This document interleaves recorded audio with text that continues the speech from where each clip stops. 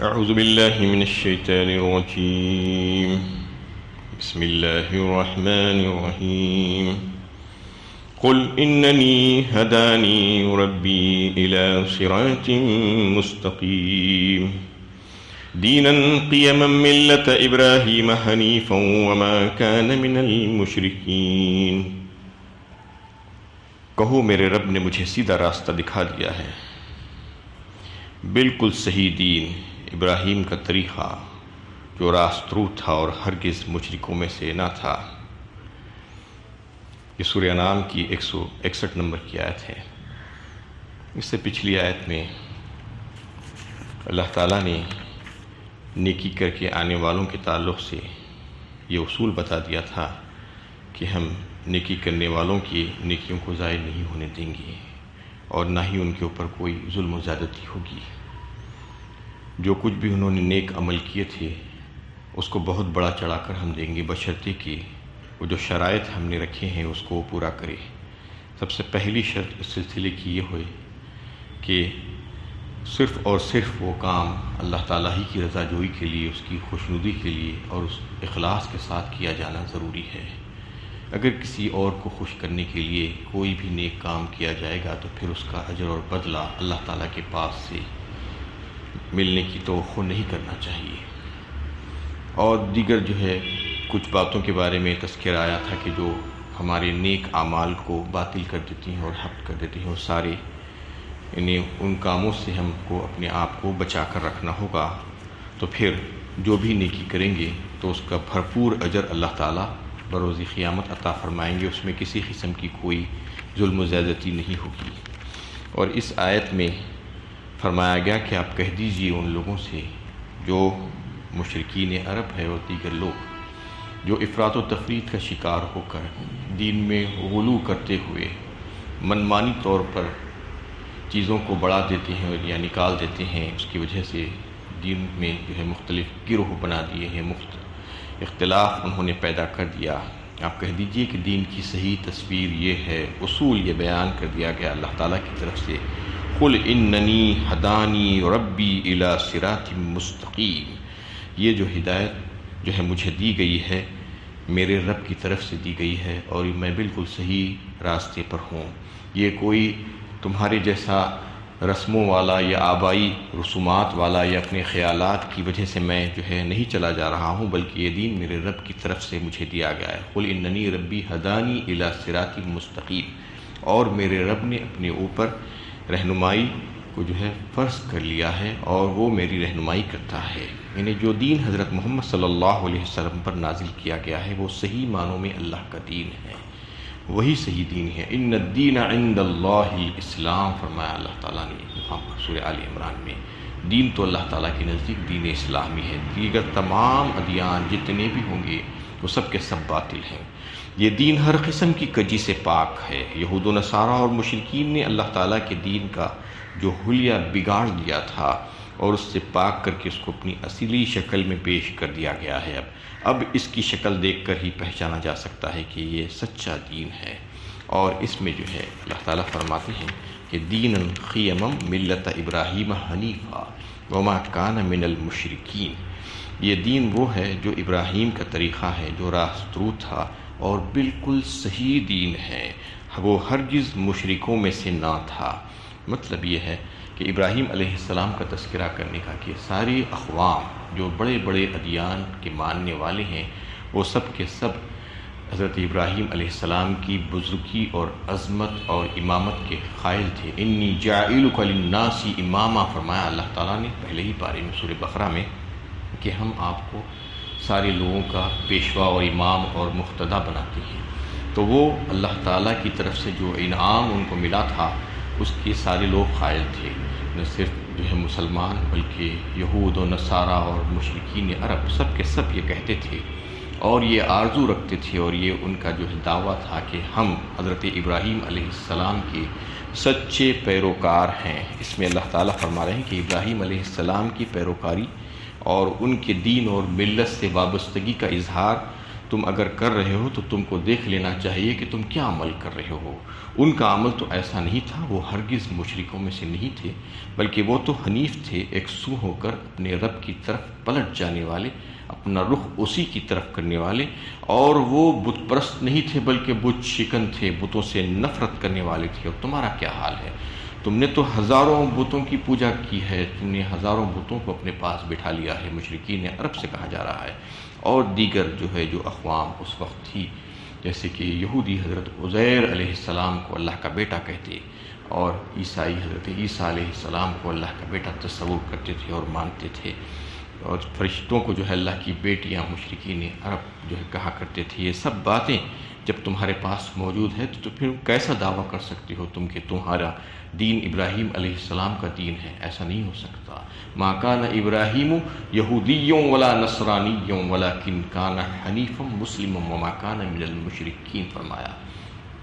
سورہ آل عمران میں اللہ تعالیٰ نے فرمایا کہ ابراہیم نہ تو یہودی تھے اور نہ ہی نصرانی، بلکہ وہ تو حنیف تھے اور ہماری طرف پلٹ کر آنے والے اور ایک سو ہو کر ہماری طرف ہماری عبادت کرنے والے، وہ مشرکین میں سے نہیں تھے۔ ان اول الناس بابراہیم للذین اتبعوہ وہذا النبی والذین آمنوا واللہ ولی المؤمنین، اور ان کی ملت کے دعوے دار وہ سب سے پہلے تو وہ ہیں جو ان کی خلوص دل کے ساتھ جنہوں نے اتباع کی تھی اس وقت۔ اس کے بعد یہ نبی صلی اللہ علیہ وسلم کی طرف اشارہ کر کے بتا دیا گیا کہ یہ نبی ہے ان کے اصلی پیروکار، اور ان کے اوپر ایمان لانے والے ان سب کا کارساز اور رفیق اللہ تعالیٰ ہے۔ یعنی اللہ تعالیٰ نے بالکل واضح فرما دیا کہ تم لوگ جو دعویٰ کر رہے ہو ملت ابراہیمی پر ہونے کا، یہ دعویٰ غلط ہے۔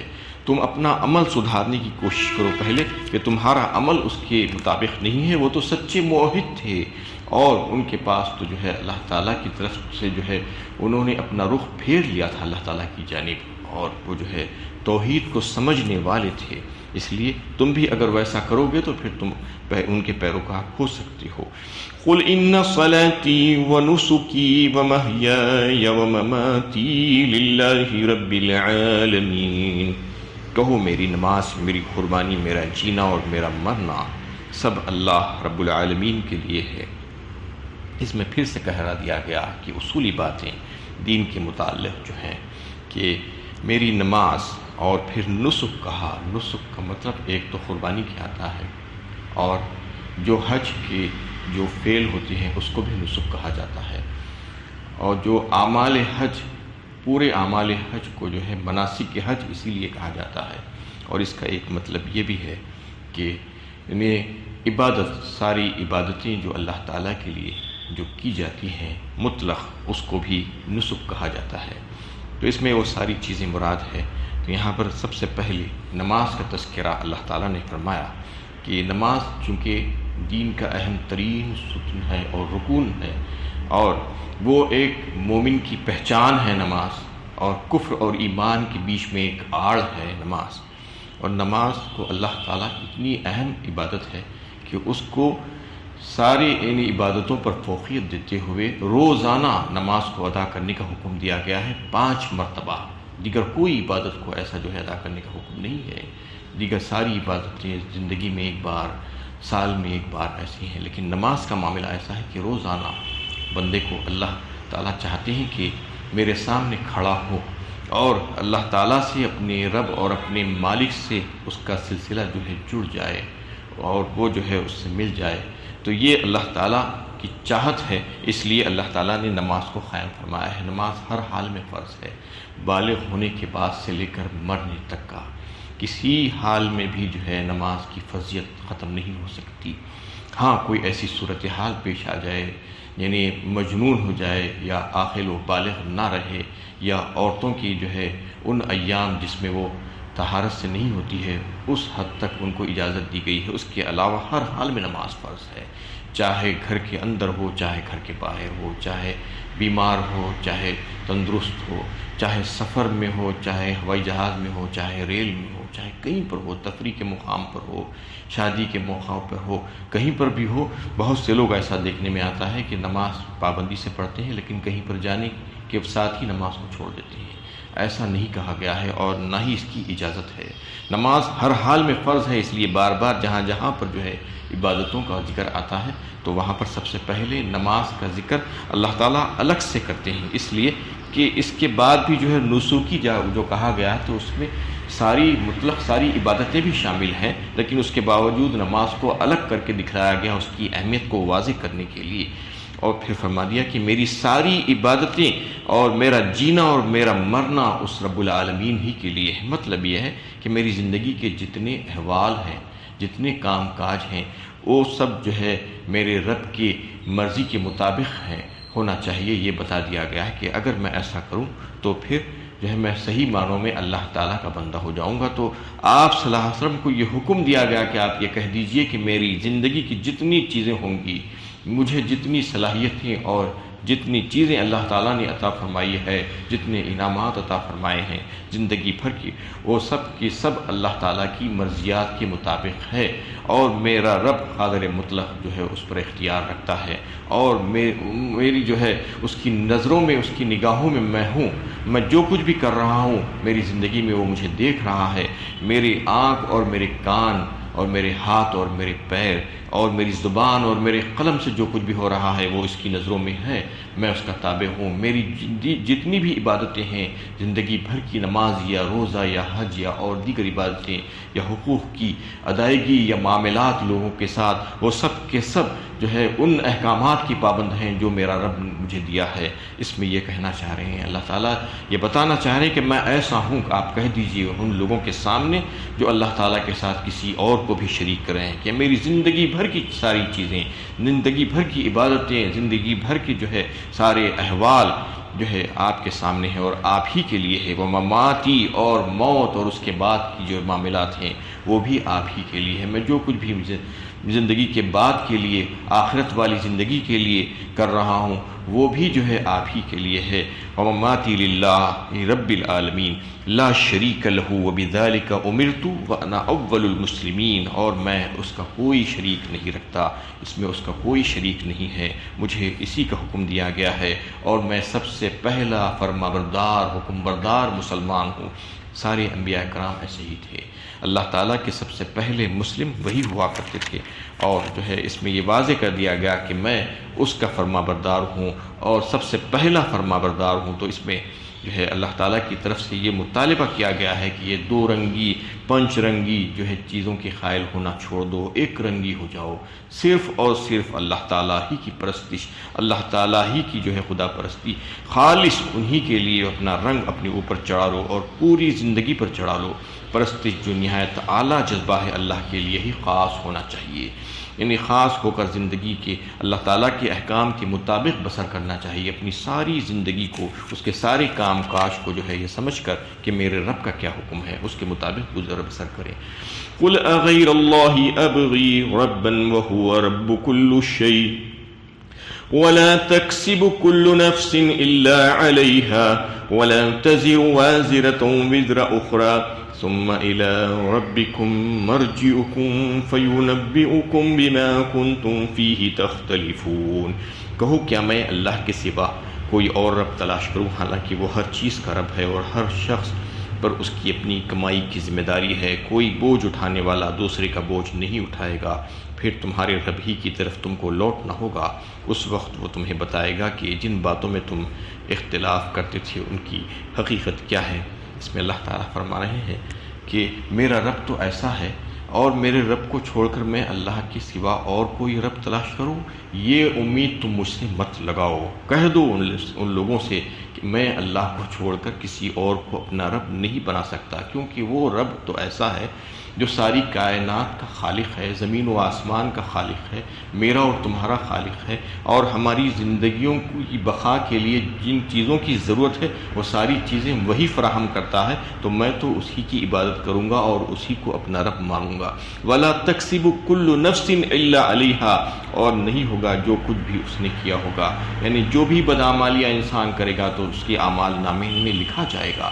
یہ نہیں سمجھنا کہ میں کر کے بھول جاؤں گا، لیکن تم تو کر کے بھول جاؤ گے، تمہارا رب اس کو لکھ کر چھوڑ دے گا۔ وَلَا تَزِرُ وَازِرَةٌ وِزْرَ أُخْرَىٰ، اور جو ہے کوئی بوجھ اٹھانے والا کسی کا بوجھ نہیں اٹھائے گا۔ یہ بات غلط ہے، جبکہ بہت سے لوگ ایسا کہتے ہیں کہ ہم سنبھال لیں گے، ہم دیکھ لیں گے۔ اس کو واضح کر دیا گیا یہاں پر بھی اور دیگر کئی مقامات بھی، سورہ نجم 27ویں پارے میں بھی، کہ کوئی بوجھ اٹھانے والا کسی کا بوجھ نہیں اٹھائے گا اس دن۔ وَأَن لَيْسَ لِلْإِنسَانِ إِلَّا مَا سَعَىٰ، وہی کچھ اس کو حاصل ہوگا جو کچھ اس نے محنت اور کوشش کی تھی دنیا میں۔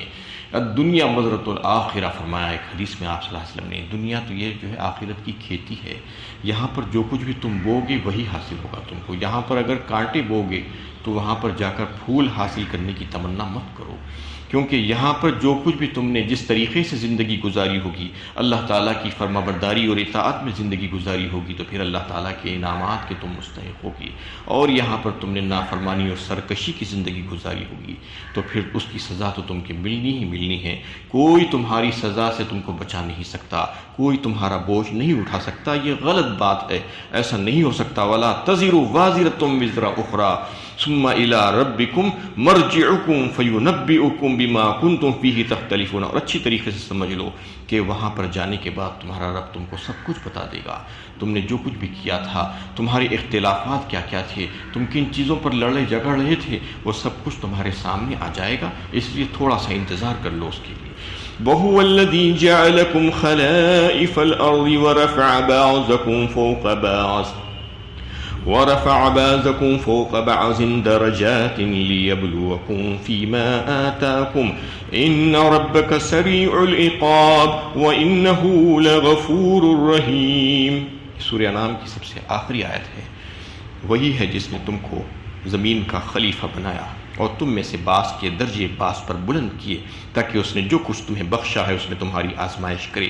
یقیناً تمہارا رب سزا دینے میں بھی تیز ہے اور بخشنے والا، رحم فرمانے والا بھی ہے۔ اس میں سب سے پہلی بات تو اس آیت میں یہ بتائی گئی کہ وہی ہے جس نے تم کو زمین کا خلیفہ بنایا۔ مطلب یہ ہے کہ ہر انسان دوسرے انسان کا وارث ہوتا ہے، اس کا جانشین ہوتا ہے۔